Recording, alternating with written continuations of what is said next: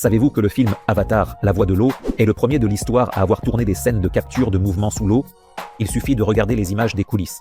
C'est tout simplement fou à voir. Pour le tournage, ils ont construit une piscine géante de 9 mètres de profondeur afin de recréer des conditions aussi réalistes que possible, comme dans l'océan.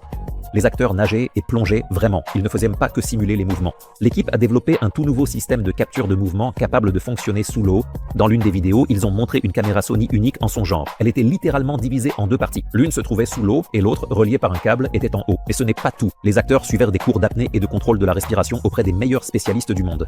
Certains d'entre eux pouvaient même retenir leur souffle pendant plusieurs minutes. Pour un éclairage optimal, ils ont utilisé une astuce ingénieuse. À la surface de l'eau, ils ont versé des milliers de petites billes en polymère qui diffusaient la lumière des lampes de studio.